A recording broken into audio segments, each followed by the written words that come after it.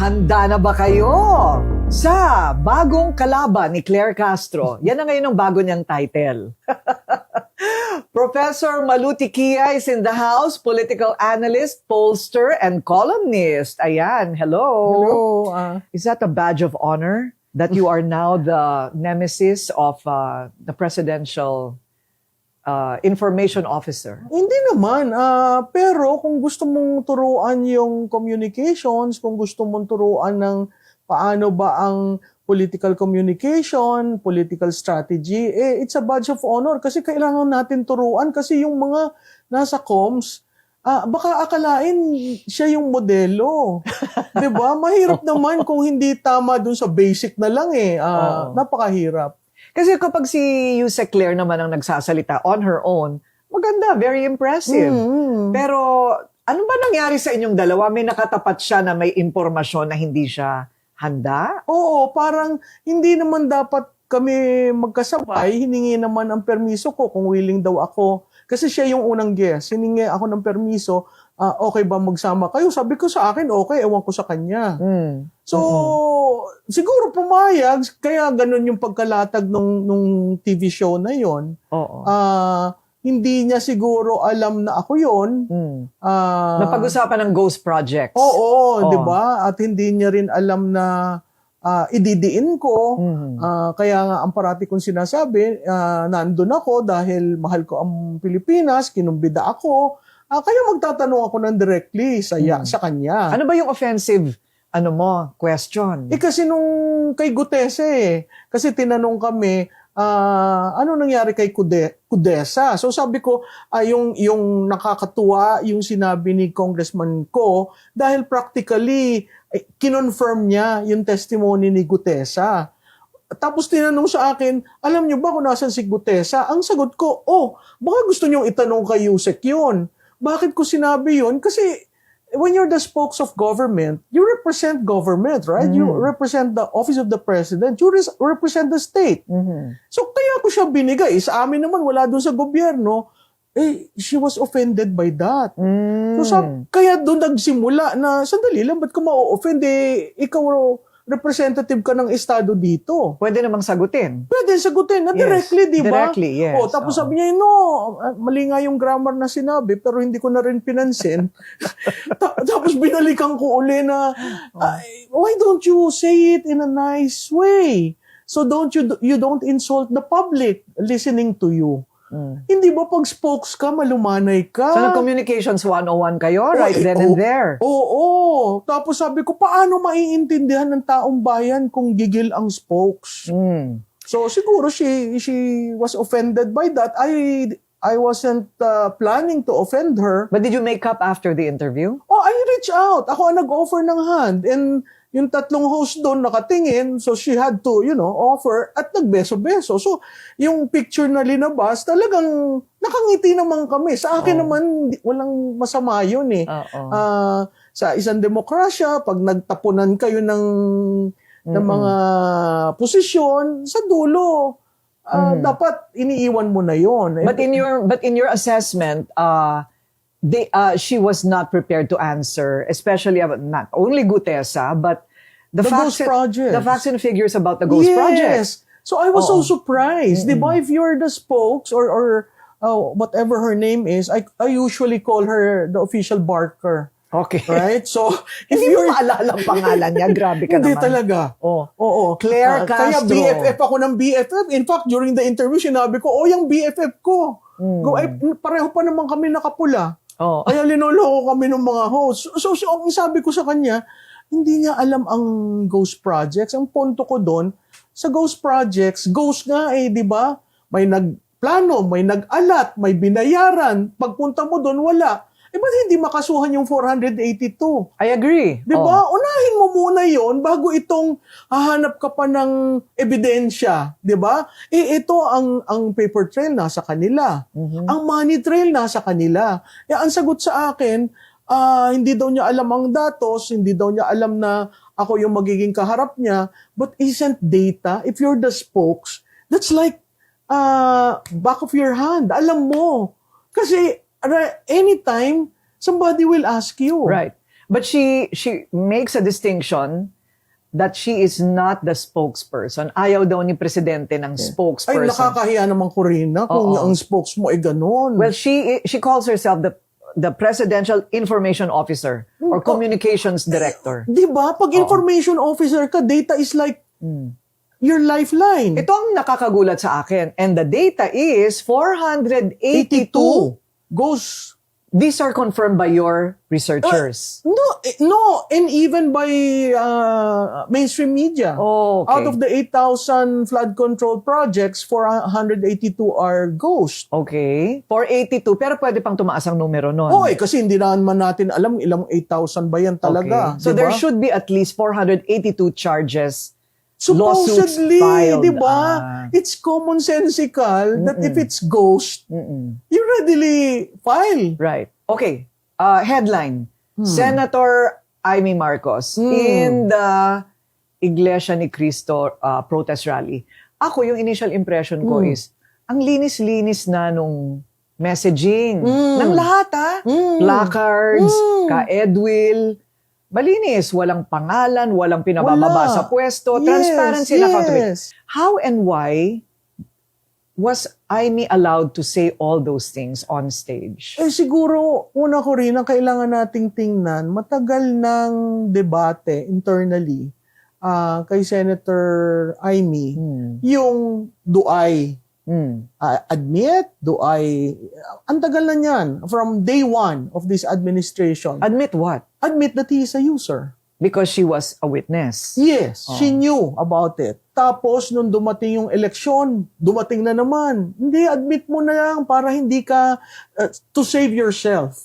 Because it's a shared brand. The brand of Marcos is shared. So whatever sins of that brand becomes now Her sins. a burden for the senator. At nakita naman natin, dumaus-us siya. Di ba? Nasa dulo siya nung 2025.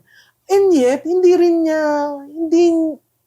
nasa tingin ko masyadong masakit na sabihin niya publicly.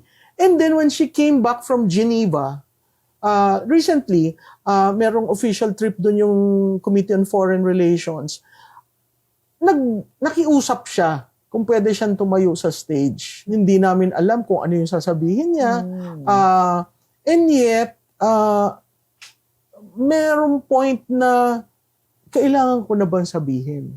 So what happened last night was essentially she was given a platform to finally admit. And she did that in a very courageous way kasi napakahirap. Pero in the same vein, if you read the speech, she was very careful of the culture of Filipinos, the family role, kasi nakikita mo, she was referring to the president, nung buhay ang ating ama, siya ang nag-aalaga sa atin, ngayon bilang panganay, responsible ko kayo. And then she mentioned na, pahinga na tayo, pahinga na tayo, uwi na tayo. So there was no call for resignation. It's just a plea from a sister who was involved in the 2022 elections, and then after winning, she's like frozen delight. So 3 taon na silang hindi nag-uusap, kahit gusto niyang tulungan ang kanyang kapatid, kahit hindi siya makapasok sa Malacanang. So I guess it is a realization na ang daming nangyayari, sasalbahin ko ba ang bansa ko? O patuloy akong kikimkimin ko yung sikreto ng alam na pamilya? So I guess she decided na I do not want Marcos to be the reason, Marcos to be the reason for the fall of this country. So nagpaalam siya sa pamunuan ng iglesia, Alam. nasasabihin niya lahat yon. Alam na, oo, kasi nag-negotiate. Bibigyan ka ba namin ng panahon, magsalita? Saan ka ilalagay sa programa? Kaya makikita mo, after nung nagsalita, hindi na nila tinuloy yung 3rd day. Kasi ang sense ko, pag tinuloy yung 3rd day, hindi mo makokontrol yun na yung messaging. Di ba, sabi mo nga, malinis, walang resignation, ang placard wala. Sa EDSA, yun nga ang sinasabi, general patronage sa Quirino, sa EDSA, dyan talaga, magbardagulan kayo. Hmm. Yun yung clear delineation ng dalawang rallies. I see. Okay, so kumbaga it was not foreseen that the reaction would be that way to Yes. her pronouncements. Yes. That's why the third day is not happening. Yes. So parang ayaw rin ng gulo. Yes. Ng Clearly. iglesia. Di ba? Yung pamunuan, parang sinabi, sandali lang, anong reaction ng tao? Hindi mo naman, kahit sa survey, kahit sa social listening, hindi mo kaagad madidesisyonan yun eh. Pero nag-decide sila kasi napaka bigat nung sinabi ni Senadora. At nakita naman natin, she had that pained look. Again, you go back to if you have a family member who used drugs, who promised, hindi, magbabago ako, who said, I will stop. People can relate to what the Senator Amy Marcos was saying. And people can also relate to the fact she mentioned about Ilocos Norte at alam sa probinsya, alam ng probinsya. And if you look at the career of Senator Amy, she was following Bongbong Marcos every political stop. And she was cleaning. So when BBM became governor, after nun siya. When BBM became congressman, after nun siya. When BBM became senator, siya. So, sabi ko nga sa kanya, ano ka ba talaga? Official na tagalinis? Di ba? May effort na gano'n. Ang sasabihin ng mga opposition to Amy is that she's the least credible because she's always known to be magkagalit sila. Ng kapatid niya at ng asawa, si First Lady. Tsaka parang matagal na niyang parang binabanggit-banggit yung tungkol sa paggamit ng drugs. So, what does she need to make whatever she wants to happen? Corroboration? Yes. Will she need evidence? Yes. I think there'd be, the corroboration should come because there are friends and certain people with videos showing that the president actually was doing it. Kasi yun ang kasunod nun. Sa panahon kasi ngayon, ang daling magbanggit ng pangalan, right? And half of these guys are saying, what's the evidence? Where's the trail? Where's the video? Who saw me giving the money? Ganon lahat, di ba? So, palagay ko yun ang kasunod sa mga salita. Oo. At saka, Corina, it borders into that provision in the Constitution, Article 7, Section 11, on incapacity. Kasi, di ba may 4 grounds tayo for removing the president? Iba yon. Yung incapacity has to pass to Congress where the vice president becomes acting president. Unlike removal from office. Okay. So yung incapacity has to be proven. And, right. Because, well, kung 3 taon na silang hindi nagkikita, paano niya nakita? Baka 3 taon na rin clean ang Pangulo. You know what I mean? Hindi naman ganon. Hindi ganon eh. Kaya akala niya, and whenever she sees the brother, parang namamanas, ano nangyayari kay Ading? So yung ganon, yung mga komentaryo niya, minsan pag nakita, bakit ganyan ang boses niya? Ba't nagdudugo ang ngipin? So, there were, and she knew it, but she was keeping quiet, but among a small circle of confidants, parati niyang sinasabi na, naku, gumagamit siguro ito. Well, a hair follicle test would disprove it, right? Di ba, ang tagal na niyan, but again, so ngayon bumabalik, Oy, St. Luke, sandali, totoo ba yung binigay yung hair follicle? Di ba, they were the ones who did that when he filed for presidency in 2022. So kung sana totoo yun, di maaga pa lang, di ba? So ang daming nagiging problema nitong statement ni Senator Marcos kasi even those who are part of the Duterte group were saying, alam mo pala, ba't kinonvince mo si Sara? I mean, these things will come up. So I guess when she did stand last night, I guess she was conscious of all these things. Oo nga. Well, Saldico, confession. Sabi nila AI, ano ba naman Hindi yun? naman, sobra naman. kasi, di ba? Ako rin natatawa. Nakita mong kumukunot. Nakita mo. Bakit pag AI ba hindi kumukulot? Hindi. Diretso yan. At saka parang, kasi may voice eh. Ang AI mo, kukunin yung DNA ng voice. Okay. Tapos, ang hirap yung presentation ni, kasi, parang it would look, ikaw, alam mo ito, it was a long video, Right. splice. Mm. Ang akin lang, ang ayoko doon, wag mo namang gawing, hulugan. Gawin mo Bakit? ng wakasan para alam natin kung saan babagsak, di ba? Bakit ba sa palagay mo naging 3 parts yon? Parang tinime dito sa mga rallies. Ah. Parang ganun ang tingin ko, ha? Mm. Kasi kung ibibigay mo yung buong storya mo, ang taong bayan, kasi ang taong bayan alam na kung sino mastermind. Mm. Naghahanap lang ng preba. Mm. Di ba, ang parati sasabihin yan, kita mo, tama tayo. Ah. Oo, ganun yung mga utaw, in the Oo. words of someone, yung mga Oo. utaw, ganun. Alam na nila. Kaya, biro mo in 5 minutes? Mm. After the showing of the video part 1, in 5 minutes, 5 million viewers. Yeah. May mga ugong-ugong na may lalabas daw na malaki. Before this, before Saldico came up. In fact, I sort of predicted in my head, it must be Saldico. Kung malaki ito. Doesn't that mean na matagal na rin siyang tinrabaho ng oposisyon, na abutan siya, kinumbinsi, may concession, anong kapalit ng kanyang pangungumpisal na ganyan? Ay, hindi ko alam kung naabutan siya ng oposisyon. Ang sense ko parang sarili niya kasi lumiliit na ng lumiliit yung kaya niyang galawan. Di ba makikita mo sa daming OFW dito sa mundo, ilang beses siyang nakuna ng litrato kung nasan siya. Ilang beses sinabi, ang flight niya, ganito, ito ang flight number, ito ang seating niya. Di ba? Amazing yung mga Filipino communities outside na talagang.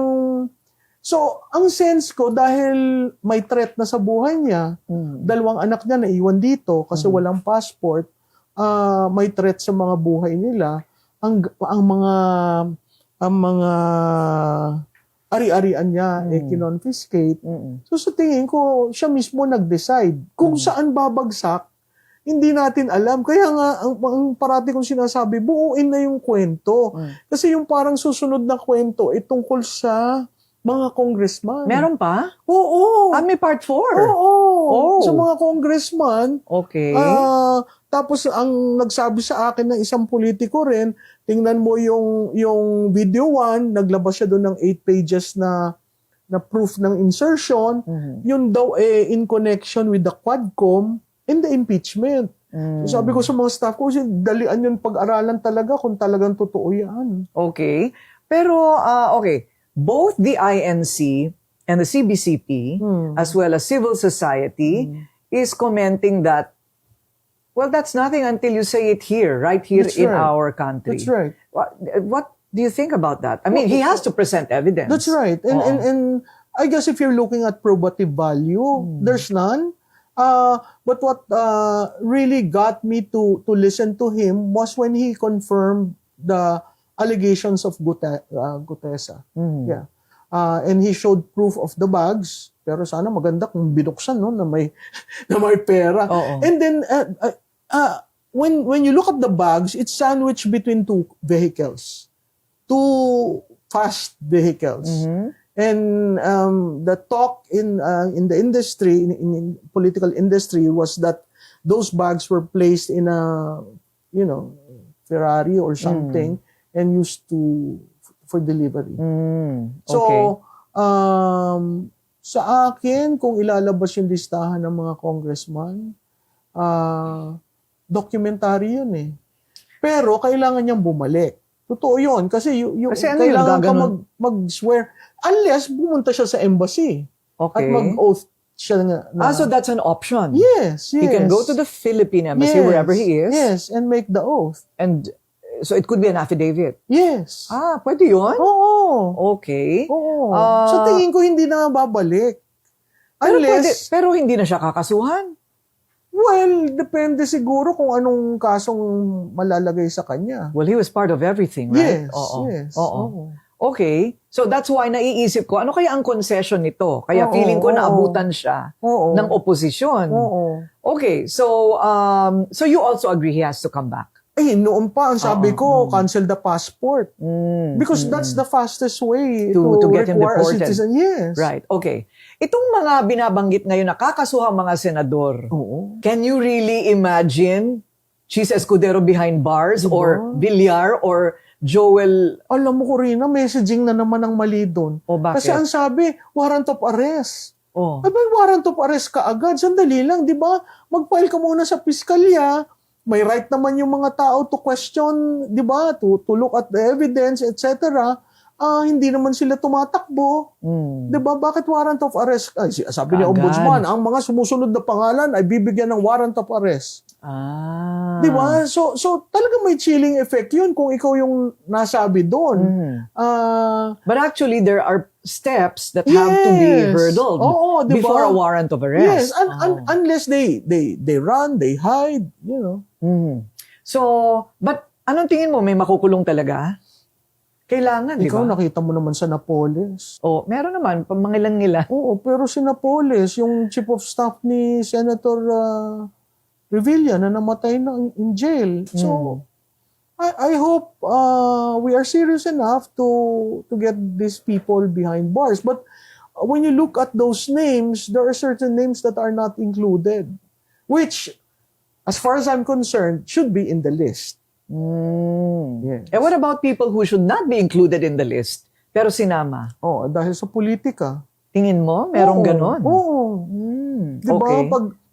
Pag binilang mo lahat yan, lalo na sa Senado, parang ang tinitira, oposisyon. Senator Marcoleta nagsalita din nung isang araw. At pinaninindigan talaga niya na dapat maging state witness ang mga diskaya. Kasi sila yung may pinakamaraming exposure sa mga project at sila yung pinakamaraming mapapangalanan. Tingin mo, dapat silang maging state witness? Oo naman. Kasi kung ang storyline sila ang pinakamalaki na nakuha, hindi ba dapat yun ang maging state witness? And I think they were willing to sing, but they wanted a witness protection. Right. So, nung Well, they hindi keep binigay, saying you have to be the least guilty. Oo. Paano yun? Silang may alam kasi nga sila yung nakasalamuha. Pero sa tingin ko, least guilty sila kasi nag-implement lang sila. Hindi naman sila nagsabi na amin ito. May nagsabi na, ito, ibigay mo kay Alam mo yun ang Diskaya, sinabi ito, nila. ibigay mo sa, diba? Ibigay mo kay number 2 kontratista, ito, ibigay mo sa ganyan. O ito, i-park mo dyan sa distritong yan. Bahala na si congressman kung paano implement. Sabi ko nga, it's a syndicated governance. The worst, because I've been, you know that, I work in the House, in the Senate. I've never seen such greed.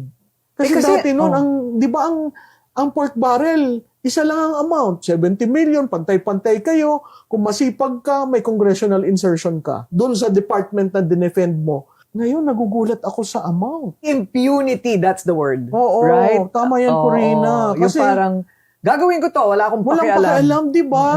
At parang naandun ka sa pedestal, ikaw masusunod. So pag bumaba ka doon sa wala akong pakialam. Basta nagawa ko yan, kumita ako. Na parang namana yung kultura ng mga anak. No? Oo. Ng mga asawa. Di ba?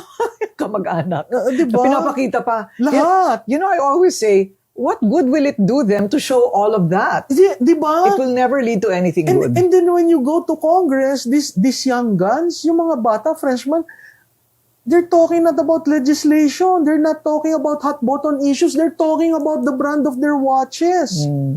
The bags, the jewelries, the vehicles. Pag pumunta ka naman sa house, talagang parang may showroom ng the impunity. Tama, di ba? Yung car park. Oo, Tingnan mo diba? yung car park. Doon ngayon nakatago na lahat yun. Wala na. Mga kwan na lang, Innova daw, Oo. at saka kung ano. But what do you think? I mean, they have been doing this for a very long time. Ngayon nga lang medyo mas garapal. Maybe they do it because they know there's no trail. And it will be very difficult to legally prove it. So dapat legislation. Hindi ba? Alam mo, ang paper trail nasa kanila eh. Oo. The small committee, there's a listahan. Yung listahan ng soft hard projects. Noon pa yan, since the 8th Congress. May listahan. Pero yung listahan ngayon, parang ilan lang tao at saka may pinapaboran. Tapos doon sa BICAM, ang lalaki ng amount ng pinag-uusapan. But you have to prove na may kickback. Oo, O, paano? doon yun sa DPWH. Okay. Kaya kailangan mo ang mga district engineers. Kaya natatawa ako doon sa testimony ng Yusek Bernardo. Kinondemn from the secretary down to the janitor ng DPWH. Sabi ko, ang hirap naman. How do you solve that problem? Ako, ang suggestion ko, nung tinanong ako, sabi ko, get the Corps of Engineers ng AFP. Kasi ngayon, walang infrastructure. Habang may problema tayo sa TBWH, may pondo doon, pwede bang kunin nyo na lang ang Corps of Engineers ng AFP at sila ang mag-implement para umiikot ang ekonomiya dahil ngayon, napaka-stagnant natin. But the AFP continues to declare their allegiance and loyalty to the president. Yung sinasabi nila na revolutionary government, hindi ba from history, ang kailangan na ingredients dyan is the Catholic Church, maybe Iglesia, plus the military. Do you see it happening? Alam mo, Corina, we're seeing a different EDSA. Oo. It's not the EDSA 1, EDSA 2. Di ba, sa EDSA 1, may role talaga ang Secretary of National Defense and the AFP Chief of Staff. Ganon din sa EDSA 2. Ito ngayon, parang dahil hati-hati, napakahirap mong magkaroon ng national cohesion, pinagdududahan ang bawat isa. So, ang sense ko, yung pag-declare ng pagkakahiwalay nung dalawa, Marcos and Duterte, actually created more problems in so far as what kind of change do you want? Kasi may nagsuggest nga niyang RevGov. Hindi naman pwede yung RevGov. May nagsasuggest ng junta. Wala naman tayong kasaysayan sa junta. Di ba? So there is the default is constitutional. Pero ang gusto, may porsyento na nagsasabi, oh, you resign. Both of you. Na si Chief Justice Gesmundo daw ang caretaker. Sabi ko, wala naman yan sa saligang batas. So, extra-constitutional. Mahirap tayong mag-extra-constitutional kasi pwedeng magkaroon ng vacuum tapos mag-grab ng power. Power grabbing. Oo. Pag nag-grab ka ng power, hindi, sa tingin ko, hindi kaya ng bayan na tumindig uli. Okay. You're also still polling. How are the ratings of BBM and Sara? Well, si BBM is in the 20s, si Sara is in the 30s. Sa trust, mas mataas si BP kisa sa presidente. Si presidente is in the 19s and si Sara is in the upper 30s. Oo. So, pero kung titingnan mo, naka-recover sila pero bumababa.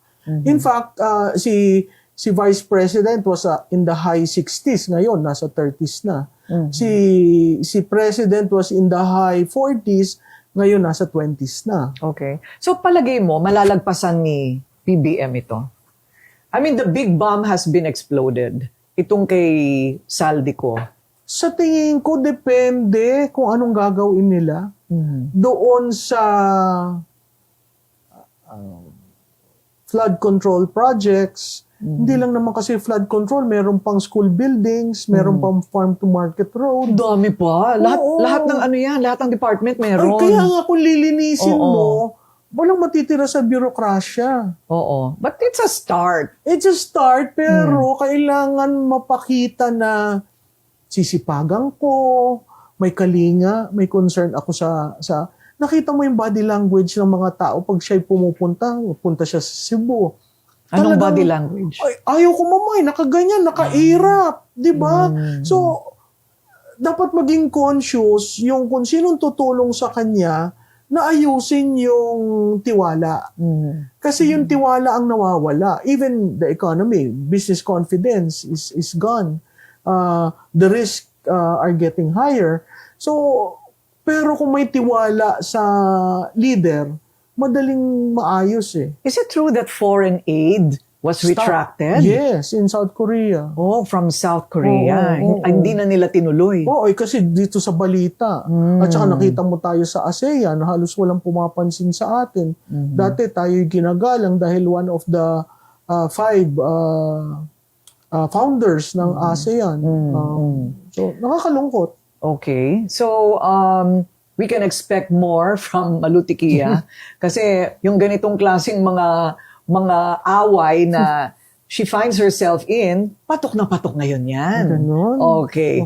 Thank you very much for your time. Salamat, Oh, Corina. okay naman lahat yan. Bati-bati lang pagkatapos. Oo, wala naman samaan ng loob. ang kwan ko lang siguro magkumuha siya ng Coms 101. Ikaw na lang. Mahirap naman yan. Mahirap tumulong, di ba? Thank you. Thank you. Salamat.